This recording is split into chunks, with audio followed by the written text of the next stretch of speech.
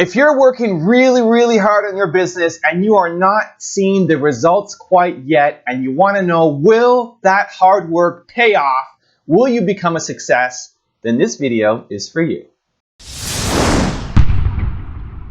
What's up, Believe Nation? It's Evan. My one word is believe, and I believe in you. And I want to see that amazing thing that you've got inside you burst out into the world to have a big impact for yourself, your family, your community, and the world. So to help you on your journey, today we're going to look at 10 signs that you're going to be really successful, even if it doesn't feel like it. Enjoy. So kicking us off at number 1 is you have to have a vision for the kind of life that you want with Tony Robbins. How do you create your life? You get hungry for something, don't you? Who has done something in your life that once seemed difficult or impossible, and now it's part of your life? Who's got something in your life in this area? Say I. How did you do it? You created it 3 ways. Number 1, you decided there's something you wanted so bad that you unleashed all your desire. You became obsessed with it. If it was a business or a car or a relationship or a transformation in your body, if there's something you once envisioned and now it's real, it's because you didn't just envision it, you brought so much emotion to it that now it's in your life. It was once a dream, it was once a goal, and now it's in your life. How many have something like that in your life now? Say I. You may take it for granted now, hopefully not, but it was once just a vision. It may have seemed impossible at one time. So how did you do it? You started with a concrete vision of what you wanted, and you focused on it continuously, didn't you? Wherever focus goes, energy flows. You envisioned something, you got clear about it, and then you started thinking about all the reasons why you wanted it. You got excited about it. Said, this is what's next for me now. I want this. You may have dreamed about it, thought about it, talked about it. But when you focus on something continuously, something magical happens. You get insights, don't you? You overhear a conversation and you hear something you wouldn't have heard if you didn't have that outcome or goal that you wanted so badly. Who's ever come up with something, obsessed about it, didn't even know how to do it, and it just happened and it came together? Who's had that experience? Say I. So why don't we tap into that power now for your business and life? I love Tony. That's a great high energy clip to lead off this video. So far, that one's my favorite. Let's go to number 2. You're using your signature strengths with Mark Cuban. I think the most important is knowing your strengths and weaknesses and knowing what you enjoy doing. You know, if you look at it as a job, you've already lost. It's not going to be your passion, and you're going to count the hours. If you look at it as something you love to do, and then you know what your strengths are, then you can leverage those strengths in your business and in helping others. And once you recognize your weaknesses, then you can work with people that complement you. I mean, every one of my businesses, I've had a partner who's very anal. Martin Woodall, Todd Wagner. I mean, incredibly anal people, perfectionists, because I'm a slob. You know, I'm a big picture, think about what's around the corner, how's technology going to change things, how can I change, you know, this industry, and, you know, making sure that there's somebody there to dot the I's, cross the T's, and keep me in the baselines. And, you know, recognizing my weaknesses is just as important as recognizing my strengths and my core competencies, and you know, having a passion to do them. I love it. So guys, if you're a slob, make sure you hire people that are anal. Focus on your core strengths. Okay, number 3 is you're always looking for a better way to do things. Steve Jobs. You know, throughout the years in business, I found something, which was I'd always ask why you do things. And the answers you invariably get are, oh, that's just the way it's done. Nobody knows why they do what they do. Nobody thinks about things very deeply in business. That's what I found. I'll give you an example. When we were building our Apple I's in the garage, we knew exactly what they cost. When we got into a factory in the Apple II days, the accounting had this notion of a standard cost, where you'd kind of set a standard cost, and then at the end of a quarter, you'd adjust it with a variance. And I kept asking, well, why do we do this? And the answer was, well, that's just the way it's done. And after about 6 months of digging into this, what I realized was the reason you do it is because you don't really have good enough controls to know how much it costs. So you guess, and then you fix your guess at the end of the quarter. And the reason you don't know how much it costs is because your information systems aren't good enough. So, but nobody said it that way. And so later on, when we designed this automated factory for Macintosh, we were able to get rid of a lot of these antiquated concepts and know exactly what something cost to the second. So in business, a lot of things are, I call it folklore. They're done because they were done yesterday and the day before. And so what that means is if you're willing to sort of ask a lot of questions and think about things and work really hard, you can learn business pretty fast. It's not the hardest thing in the world. It's not rocket science. It's not rocket science, no. You can always count on Steve Jobs to help you think bigger, shift your perspective, think outside the box of the norms. That's one of the reasons why he's up on my wall. Hopefully you guys took something from that too. Number 4 is you are willing to take calculated risks with Jeff Bezos. How did you go through making the decision to drop what was a very good job and take this chance? It all seems very obvious now, right? This many years later that it paid off, but at the time it was not obvious. No, it wasn't. And I did do a lot of soul searching. I went to my boss at the time, and I really liked my job. And I told my boss I was going to go do this thing, start an internet bookstore, and my wife I'd already told my wife, and she's like, "Great, let's go." And I said to my boss I was going to do this. He's like, "This is a good idea." He said, "I think this is a good idea, but it would be an even better idea for somebody who didn't already have a good job." And that sort of made some logical sense to me, and he convinced me to think about it for a couple of days. So I went away, and I was really trying to get my head around how to think about this. And I think, for me, the right way to make that kind of very personal decision, because those decisions are personal. They're not like data-driven business decisions. They are, what does your heart say? And for me, the best way to think about it was to project myself forward to age 80 and say, look, when I'm 80 years old, I want to have minimized the number of regrets that I have. I don't want to be 80 years old in a quiet moment of reflection, thinking back over my life and cataloging a bunch of major regrets. And I think that regrets, our biggest regrets, in most cases, you can murder somebody, okay, you'd regret that. But in most cases, our biggest regrets turn out to be acts of omission. It's paths not taken. And they haunt us. We wonder, what would have happened? I loved that person, and I never told them. And then they married somebody else. I didn't do this. And so that's the frame of mind that I put myself in. And once I did that, once I thought about it that way, it was immediately obvious to me. I knew that when I'm 80, I would never regret trying this thing that I was super excited about and it failing. If it failed, fine. I would be very proud of the fact when I'm 80 that I tried. And I also knew that it would always haunt me if I didn't try. And so that would be a regret. It would be a 100% chance of a regret if I didn't try, and basically a 0% chance of regret if I tried and failed. So I think that's a useful metric for any important life decision. That's one of the best pieces of advice that I've ever heard and I've used in my life and saved me in my first business and gave me the motivation to go in and be an entrepreneur. That project yourself forward 80 years old or maybe 200 years old by the time we get there, and just minimizing regrets. So important. Thank you, Jeff Bezos. My favorite clip so far. All right, number 5 is you're open to failure with Kobe Bryant. When you think about your risk tolerance for failure, how far are you willing to fail? Well, I mean, unfortunately and fortunately, I failed quite a bit. Yeah. But I understand that's actually part of the process of succeeding. I'm not one that really believe in failure. I believe you have setbacks, and you have to learn from those. You have to learn what are those landmines that can be avoided the next time. What are those pitfalls? And you have to learn from that stuff, and so I welcome those things. It's a part of life. But are you prepared to really fail at something totally new? Like, what if you're just a VC?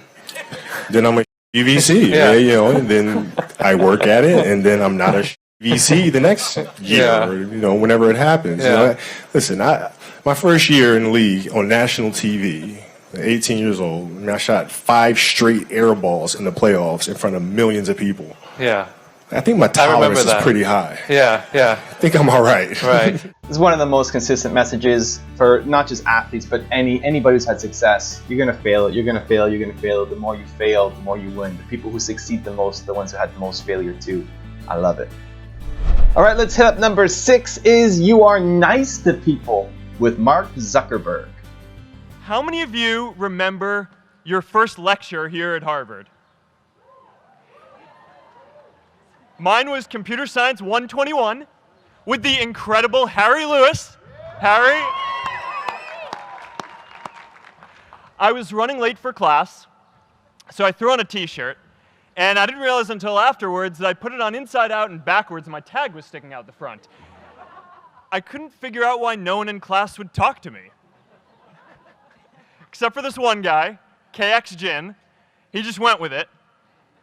We started doing our problem sets together, and now he runs a big part of Facebook. And that, class of 2017, is why you should be nice to people. That's pretty awesome. I hadn't seen that clip before. I love it. I think doing the right thing is always the right thing. Finding ways to be nice to people is super important. Thank you, Zucks, for the message. All right, number 7 is you make time every day to learn.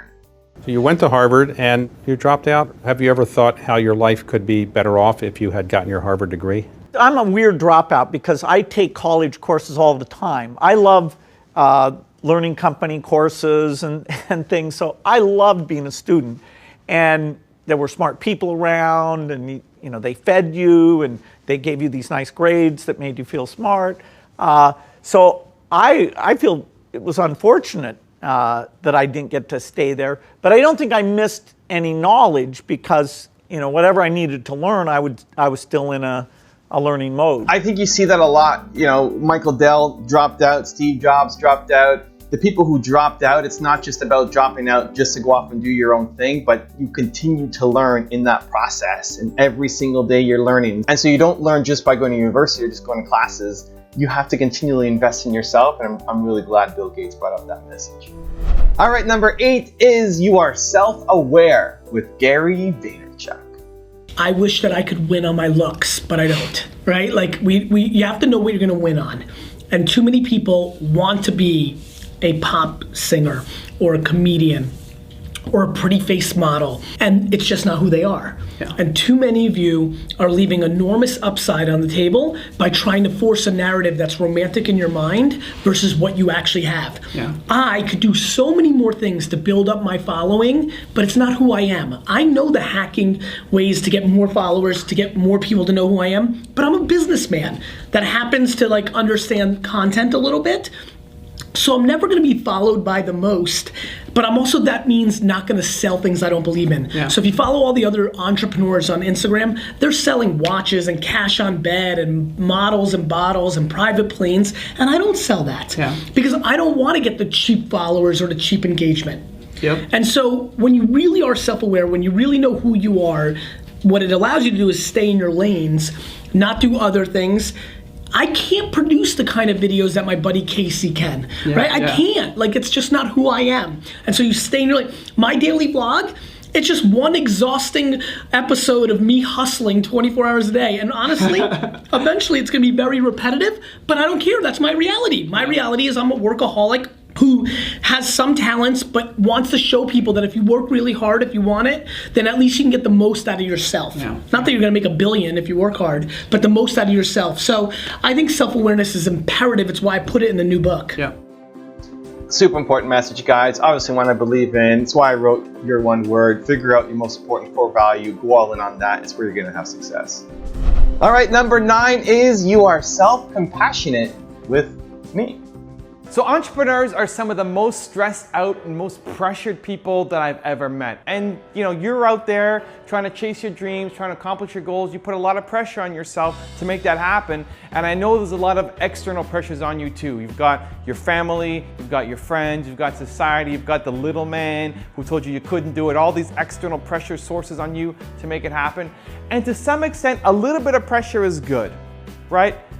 If you have zero pressure, then you're likely to be lazy and lethargic, and there's nothing holding your feet to the fire. There's nothing to kick you into that extra gear. You have to raise the stakes enough so that you want to go out and do work. But too much pressure as well is a bad thing. Too much pressure will cause you to break down. Too much pressure will cause you massive amounts of stress. Too much pressure will make your business suffer, will make the quality of your product or service suffer. And I know what you're thinking, say, well, that's easy for you to say, Evan, you know, I've got bills to pay, I've got mouths to feed, I've got to make some money so that I can keep my business going. And I get that. And that might mean that you take on a part-time job just to keep your dreams going. That might mean that you slow down on your goals, on your dreams, because you realize that this is a marathon and it's not a sprint. And if you continue putting massive amounts of pressure on yourself, then you're going to run yourself into the grave, because it has an impact not just on your business being able to be successful, but it'll cascade to every area of your life. And you'll start to feel it in your health, you start to feel it in your relationships. When you are too stressed out, good stuff does not happen. So ease up a little bit on the pressure and let things unfold. I like that clip. That's from what, 2 years ago. I thought I did pretty well. I lost a little bit of weight there too, feeling good. So be self-compassionate, guys. Now, last up, number 10 is You Show Gratitude with Oprah Winfrey. Close your eyes for a moment, will you please? And breathe with me. Just close your eyes. And if you will, put your thumb to your middle finger and gather your other fingers around. And let's feel the vibration and pulse of your personal energy as you take 3 deep breaths with me. Inhale. And as you exhale, just feel the vibration, energy, blood pulsating through your body, through you. And another inhale.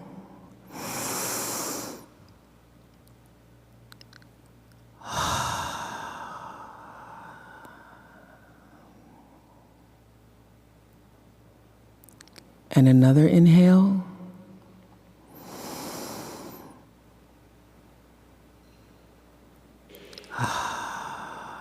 And keep your eyes closed. And let's just think about this day. This day that you have been graced to breathe in and out thousands of times. This day where many of those breaths were taken for granted. You just expected the next one to come. But the truth is, there's no guarantee that the next one comes. This day, how you started your day, what your thoughts were this morning, how you've carried yourself through this day, how you've been allowed to have encounters and experiences, some challenging, some more life-enhancing, that pushed you forward another day of being here on the planet Earth as a human being. Let's just think about that. After all you've been through, in this day alone, and the many days and years past, how you got here to this prestigious, esteemed university, the choices you made that have brought you to this day.